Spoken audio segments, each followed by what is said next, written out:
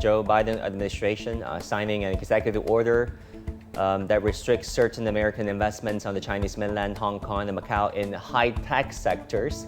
Of course, the rationale behind allegedly was to address issues of concern, over these sensitive technologies, protecting American national security. What do you make of these new executive orders issued by Washington targeting Chinese high-tech sectors? Well, we look back to history to see what happens every time the US puts in trade sanctions.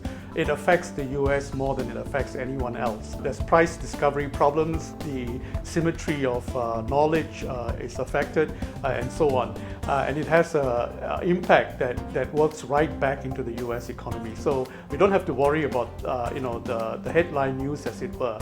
But all economies are facing new challenges because of AI, greater productivity, the impact that it has on employment, and breakthroughs in new technologies.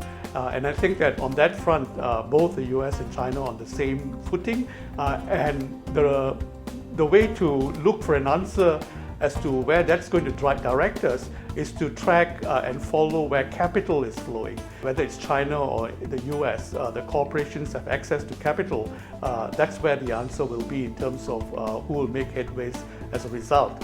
At the same time, there are developments taking place under the headline. So China and ASEAN, for example, have the world's most developed free trade agreement arrangement.